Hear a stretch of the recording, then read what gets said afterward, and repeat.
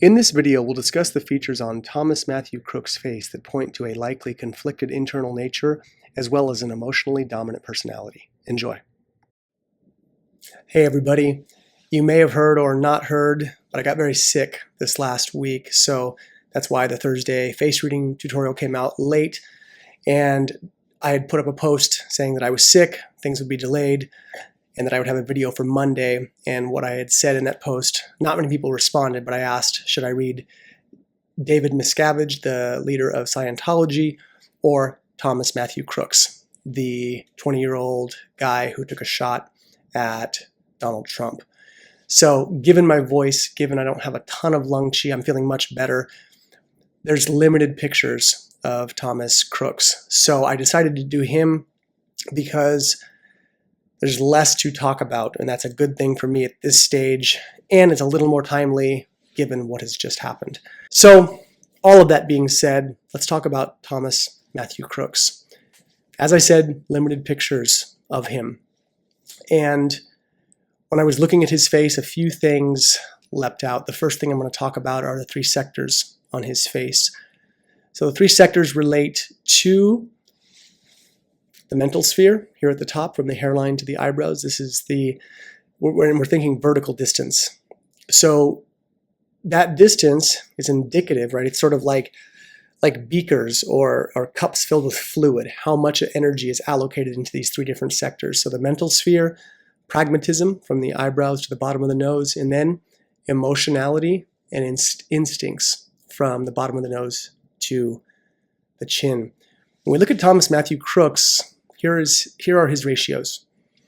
You can see the practical, the pragmatic, very compressed, very narrow.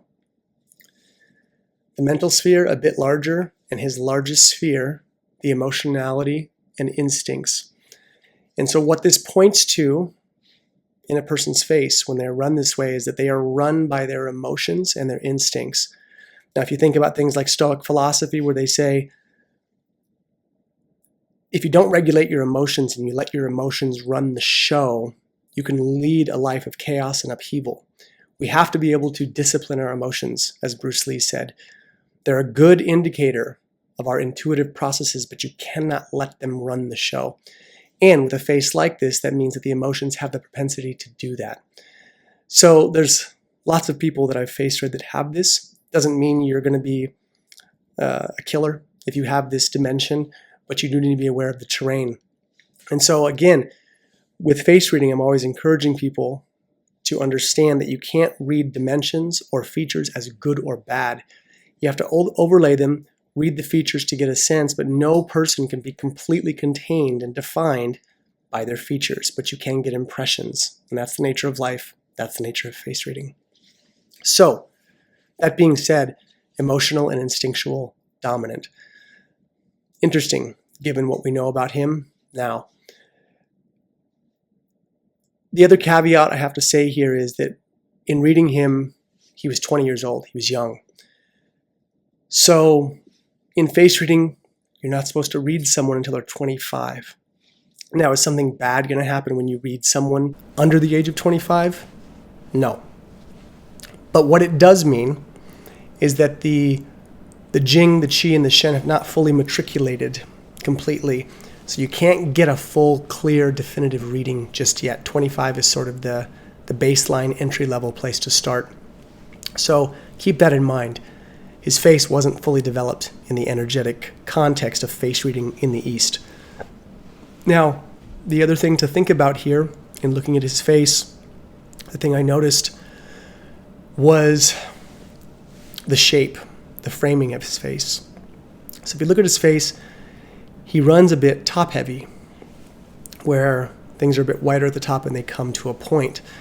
Now, some other people that have had this face shape, Nikola Tesla and James Dean. These are people that I've read where their faces, actually, I don't know if I've done James Dean. I can't remember so many videos. I plan to if I haven't. If I have, forgive me. I'll go back and check. But James Dean has this shape as well. And so the two primary metrics when we're looking at a face like that is when they're a bit top heavy is that the upper portion, the regions of the face are indicative of the youth, and the lower jaw, as we go down the face, is indicative of old age. So you can think youth at the top, middle age in the middle of the face, and then old age at the bottom.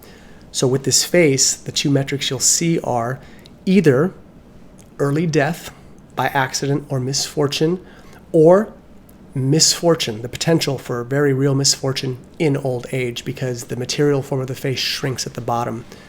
So in his case, it looks like early death. So interesting to note there. Now, when I was looking at his face, the other thing I noticed was there's a flatness to his face to a certain degree. It's almost as if things are compressed in a bit. There's kind of a squashed flatness to his face. And his nose also upturns. So this little image here was taken from a commercial that he was in from BlackRock, which is very weird in some way that he was in a commercial for this company. But that being said, when the nose upturns, okay, the nose is a marker for the lungs. The lungs are what house the Po, or the animal spirit. It said when the nose upturns, a couple things, a couple metrics to consider. One is the person's ability to spend money, and basically the dumping of coin into the world can be pretty sizable. They can lose money easily. I have these nostrils, but luckily they're not seen. When I look level, my nostrils are hidden to a degree, or that you can't see the dark. But when you can see them at rest, when the face is level, it's sort of like money and coins and resources can fall out quickly. It's not necessarily good or bad, it's just kind of the way you roll. The other thing is that because it's indicative of the animal spirit, when the nose tilts up like this, the animalistic tendencies of a person can be a little more heavy. They can come out a little bit faster. Like the animal spirit will dump out, the aggressive tendencies can come out a bit more. So I did think that was interesting, given his face. Now, where this really took an interesting turn was with his natural face, public persona, and inner persona. So I'd like you to look at these three faces, and you will notice that they look like three different people. So face reading, when we see this much discrepancy, it's not technically favorable. That means there's a lot of conflict usually with what's being shown to the external world and what's being shown or experienced in the inner terrain of the person. So his public persona is wider, and you can see that pointy chin and that top-heavy face really being seen in the public persona. So the forehead being wide, coming down to a point like that. The public persona side are those metrics that I talked about. Old age, misfortune, or early death. So in the public sphere, that's what his face was wired for. Now, if you look at the inner persona, much narrower, much more wood.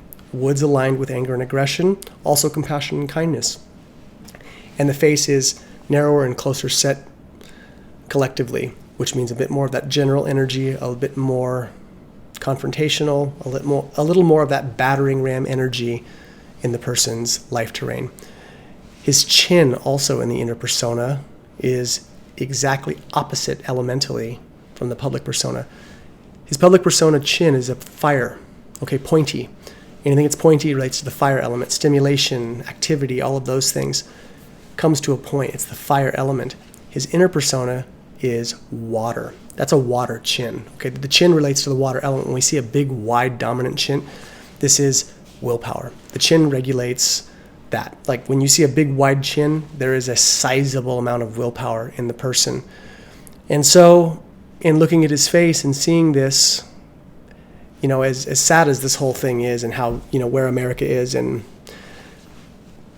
this young kid is dead. There was a firefighter who lost his life, also protecting his family in the crowd. In light of all of this, for someone to go through with something like this does require a certain amount of will. And this is why I always say with facial features, don't read them as good or bad. Look at the context of a person's life terrain and try to connect the dots. And as you learn more and see how people's lives unfold, and you read their spirit and their face and the jing and the chi of their face, we start to get a better honed blade of dissecting, energetically and metaphorically our fellow human beings. So lots of willpower there, just directed in a not so good way. So this is my reading on him. Again, there weren't a ton of pictures. These were the key things that leapt out to me. And the last piece I'll say here, just in looking at his face, is with that squashed, flatter face too, and the wide set eyes, and when the face looks compressed, and especially from profile, you can see there's kind of a flatness. This can sometimes, not always, but can point to also kind of a Jing deficiency. When the mountains of the face, right, when things don't articulate out from the face, this also can be seen to a degree as sort of like a landform not fully growing out. It means that there's kind of sometimes a compression of the Jing. Things can be compressed or pushed down. So I don't know the mental state of this kid. If he was going for this and attempted to pull this off, probably wasn't the best. And when we see Jing not expressing well, it's a form of leaking. It's sort of like the Jing being held back. And when the Jing is held back, that constitutional strength is held back, it sometimes can be like a pressure cooker. Things can just not express well. There can be stagnation, and things can sometimes either cave in like a sinkhole or explode into the world. So again, I know what this kid did. This isn't me being psychic or predictive. And if you have these features, again, don't think you're destined to go down this. But again, face reading is about attempting to connect dots with what's happening in a person's life and what you can see in their face. So that's all I've got for Thomas Matthew Crooks. If you guys have questions, please put them below. And as always, thanks for your time.